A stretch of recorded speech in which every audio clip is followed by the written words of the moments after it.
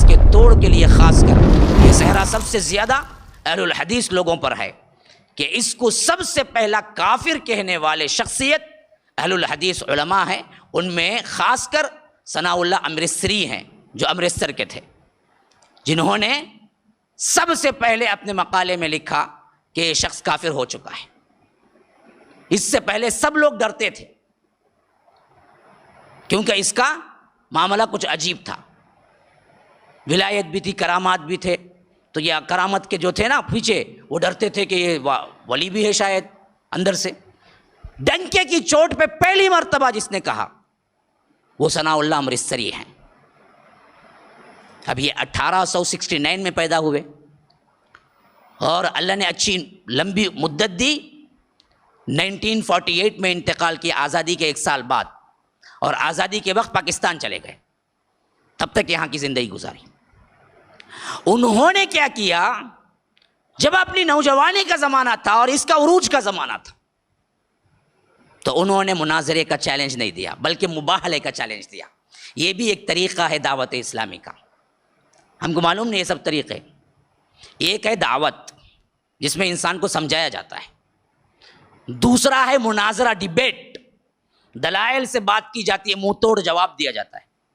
تیسرا ایک ہے، اللہ کے رسول نے مناظرہ نہیں کیا لیکن مباہلہ کیا. مباہلے کے لیے دعوت دی، لوگ نہیں آئے. مباہلہ کیا ہے؟ ایک دوسرے پہ لعنت کرنا. یہ مباہلہ قرآن میں خود ذکر ہے، سواء بیننا و بینکم الا نعبد الا اللہ. جو یہ آیت اتری ہے، اس آیت کے اوپر کی آیت میں کیا ہے؟ اللہ تبارک و تعالی نے جب عیسائی آئے اور اللہ کے رسول پہ مجبور کیا باتوں سے کہ آپ ہمارے کیا ہیں، عیسیٰ کو مان لیں، تو اللہ کے رسول نے کہا کل تم سے ملاقات کروں گا. وہ بڑے بڑے پادری لوگ تھے، پورے 19 لوگ تھے جو پورے اس وقت کے عیسائی دنیا کے بہت بڑے لوگ تھے. تو دوسرے دن جب وہ آئے تو اللہ کے رسول نے کہا تمہارا جواب مل گیا ہے. ان کا سب سے بڑا پوائنٹ کیا تھا؟ جب تم مانتے ہو کہ عیسیٰ ہیں، آئے ہیں، تو اللہ کے رسول صلی اللہ علیہ وسلم سے پوچھا تو ان کے باپ کون ہے؟ اللہ کے رسول نے کہا ان کے باپ نہیں ہیں. انہوں نے پوچھا کہ کبھی ایسا ہوا ہے کہ باپ کے بغیر بچہ گیا؟ جب ان کے باپ نہیں ہے تو اللہ ہی ان کا باپ ہے، وہی تو ہم کہتے ہیں. تو اللہ کے رسول نے جواب نہیں دیا. اللہ کے رسول نے کہا کل آؤ میں بولتا ہوں. یہ چلے گئے تو جبرائیل وحی لائے، وحی اتر گئی پورے 19 آیات کی. تو اللہ کے رسول دوسرے دن انہوں بلایا، بولا کہ تمہارا جواب اللہ نے مجھے دے دیا ہے. پوچھا اب کیا آیا؟ کہا کہ ان مثل عیسیٰ عند اللہ کمثل آدم خلقہ من تراب ثم قال له كن فيكون الحق من ربك فلا تكن من الممترين فمن حاجك فيه من بعد ما جاءك من العلم فقل تعالوا ندعو ابناءنا وابناءكم ونساءنا ونساءكم وانفسنا وانفسكم ثم نبتهل فنجعل لعنة الله على الكاذبين. نبتهل اسی سے مباہلہ.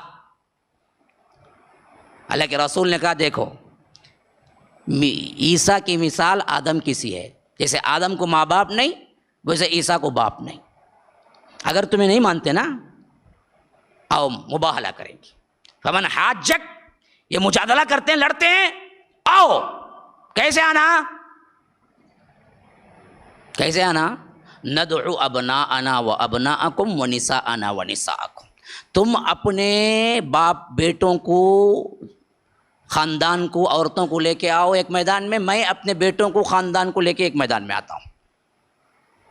جب دونوں آمنے سامنے کھڑے ہو جائیں گے، تمہارا خاندان تمہارے ساتھ، میرا خاندان میرے ساتھ، تو اب ہم بولیں گے اے اللہ جو سچا ہے اس کو قائم رکھ، جو جھوٹا ہے اس پر تیری لعنت، اور میری زندگی میں اس کو مار دے.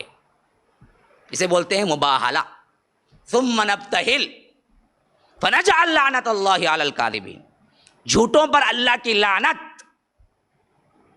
اب جب اللہ کے رسول نے بلایا ڈر گئے. ان کا بڑا پادری نے کہا کہ دیکھو یہ نبی معلوم ہوتا ہے، اگر اس کی لعنت میں ایک مرتبہ بھی ہم آ گئے پھر دنیا میں کوئی عیسائی باقی نہیں بچے گا. چھوٹو یہاں سے، بھاگو. رات رات بھاگ کے چلے گئے. اسی وجہ سے مفسرین لکھتے ہیں اگر یہ مباہلے میں اس دن آ جاتے تو پھر دنیا کے اندر کوئی عیسائی باقی نہیں بچتا، کیونکہ اللہ کے رسول لعنت کر دیتے وہیں ختم ہو جاتا، لیکن نہیں آئے۔ یہ مباہلہ اللہ نے اس وقت یہ شیخ الاسلام کے دل میں ڈالا تھا، ثناء اللہ امرتسری کے، کہ انہوں نے یہ دعویٰ کیا کہ بدبخت تو کافر ہے اور میں مباہلے کی دعوت تجھے دیتا ہوں، اگر تیرے میں دم ہے تو آ ڈائریکٹ مباہلہ کریں گے، میں تیرے اوپر تو میرے اوپر۔ وہ نہیں آیا، جانتا تھا۔ انہوں نے کیا کیا، اگر تو نہیں آیا تو میں رسالے میں پیپر میں لکھ کے اعلان کرتا ہوں، اس کا جواب دے۔ تو انہوں نے لکھا، اے اللہ یہ قادیانی سچا ہے تو اس کی زندگی میں مجھے بری موت دے کے مار، اور اگر میں سچا ہوں اور یہ مرزا غلام قادیانی کیا ہے، جھوٹا ہے، تو میری زندگی میں اسے بدتر سے بدتر موت دے کے مار۔ مباہلہ ہو گیا۔ یہ آیا تو نہیں سامنے، لیکن انہوں نے کیا کہ باقاعدہ تحریری طور پر لکھ دیا۔ اللہ کا کرنا یہ ہوا کہ 2 سال نہیں بیتے پورے، 2 سال نہیں بیتے پورے، اللہ نے اسے ایسی موت دے کے مارا کہ پاخانہ ہکتے ہکتے مرا، منہ سے پاخانہ نکلا اور ٹوائلٹ ہی میں مرا۔ مرتے وقت کہتے ہیں کہ بالکل بھی بے ہوش اور بدہوش دیوانہ پاگل بن چکا تھا، بار بار لوگوں کے سامنے اٹھ کے بغیر کپڑے نکال کے بھاگ کے آتا تھا، لوگ پکڑ کے اندر رکھتے تھے اسے۔ ایسے پاگل پن کے دورے پہ آخرکار کیا ہے، منہ سے پاخانہ کرتے ہوئے مرا 1909 میں، اور اللہ نے آگے چل کے 40 سال شیخ الاسلام کو باقی رکھا۔ 1948 میں ان کی وفات ہوئی۔ ثناء اللہ امرتسری کی وفات 1948 میں ہوئی جی، یہ 1909 میں مرا۔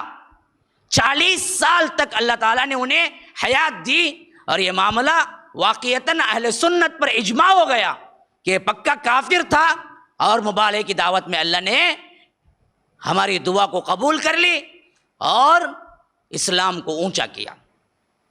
تو ایسے اس کا خاتمہ ہو گیا۔